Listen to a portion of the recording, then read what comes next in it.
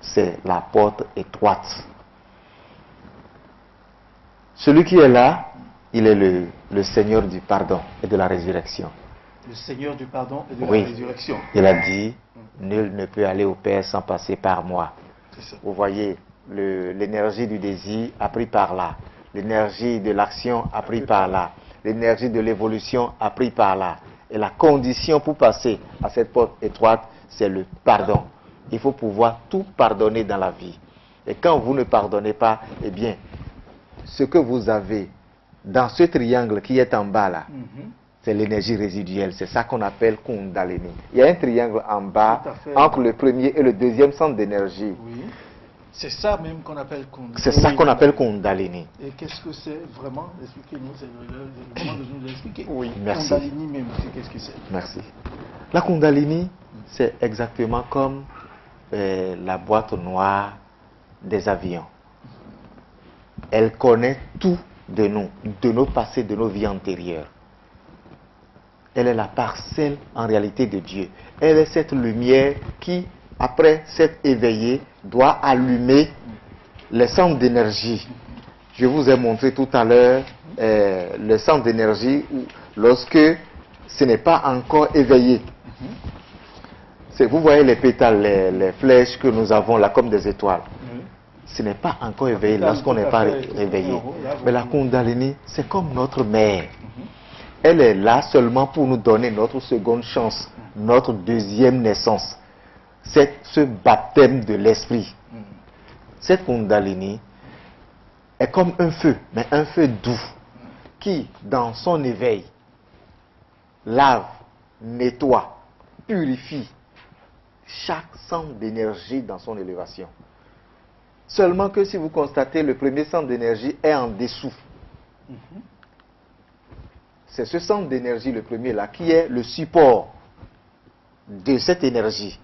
Et c'est ce centre d'énergie qui supporte la Kundalini dans son élan.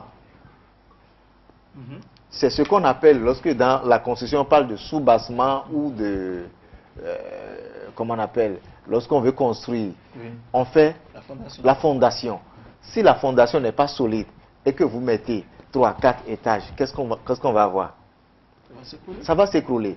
Donc, il faut donc que ce centre soit vraiment solide, soit pur, pour que dans son envol, la Kundalini puisse bien s'élever et purifier les autres centres. Or, en parcourant les centres, elle purifie chaque centre. Voilà que la Kundalini ne parcourt pas ce centre. Ce centre, donc, est laissé à notre entendement. C'est à nous de purifier ce centre.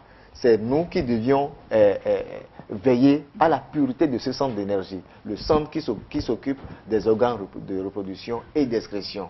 Ce qui veut dire que nous avons le devoir de mener une vie auspicieuse.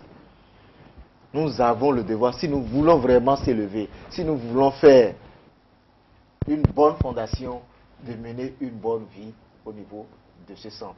Et là, la gérer correctement cet organe du sexe. Oui, c'est vivre dans l'innocence. Qu'on soit innocent. Être innocent, c'est éviter d'avoir une vie sexuelle souillée, dépravée et tout.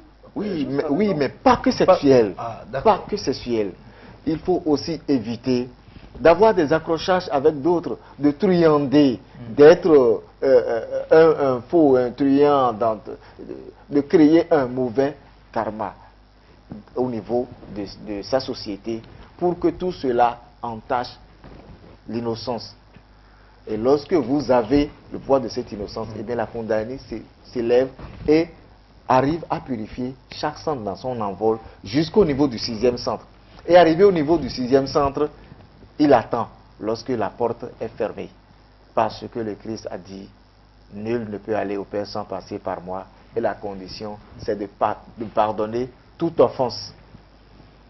Et dès que vous ne pardonnez pas, dès que vous n'êtes pas relatif, vous ne relativisez pas les choses et que vous accrochez aux choses, il a dit aussi, tout ce que vous liez sur cette terre sera lié dans les cieux. La porte est fermée, la Kundalini redescend et s'endort. Donc il ne sert à rien alors de ne pas pardonner. il faut connaître alors la nécessité. Si c'est ça qui va me permettre d'être avec Dieu, d'être en connexion avec Dieu, alors je pardonne et je permets à la Kundalini d'atteindre la fontanelle et de réaliser ce que nous appelons l'union avec Dieu, qui n'est rien d'autre que le yoga.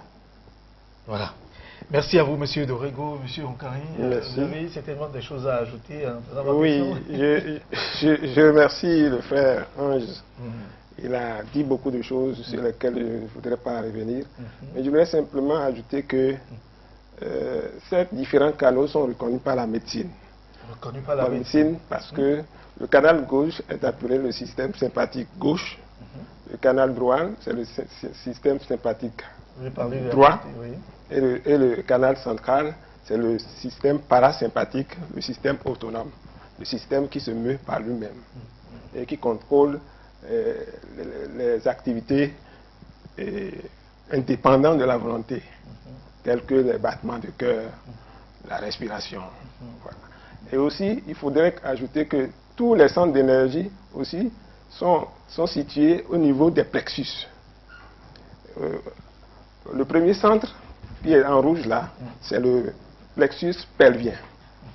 Le second, c'est le plexus aortique. Le troisième, c'est le plexus solaire. Le quatrième, c'est le plexus cardiaque. Et le cinquième, c'est le plexus cervical. Et le sixième, c'est le chiasma optique. Le chiasma optique.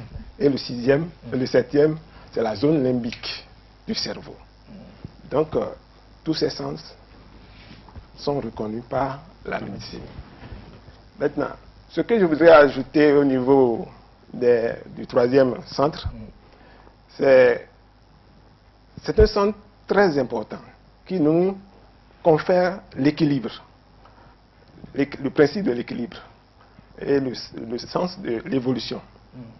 Lorsque nous avons la richesse et que nous ne sommes pas généreux, alors là, nous perdons. C'est-à-dire, la richesse devrait nous permettre d'évoluer au plan supérieur de notre évolution. C'est-à-dire, la richesse matérielle doit nous conférer la richesse spirituelle. Mais qu'est-ce que nous constatons?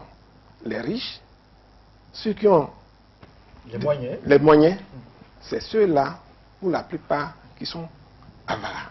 Ils aiment conserver. C'est-à-dire, ils aiment accumuler des biens. Alors, en accumulant des biens, parce que quand tu reçois, tu dois donner.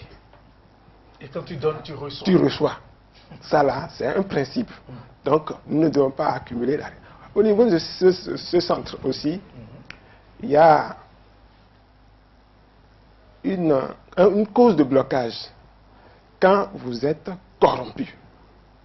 Ou bien quand vous corrompez quelqu'un, ce centre est bloqué. Et là, vous ne pouvez plus évoluer. Alors, le centre, si ce centre est développé pour les habitants d'un pays, je crois que nous pouvons lutter contre la corruption. C'est-à-dire que nous pouvons avoir des citoyens honnêtes. Et si nous revenons au premier centre, il y a des qualités d'humilité, d'innocence, de discernement. Alors, si ces qualités-là, nous développons les actions, les qualités contraires, c'est que la Kundalini ne peut jamais monter. Parce que, comme il a dit, la Kundalini doit avoir un bon support pour pouvoir illuminer tous les centres d'énergie. Et là,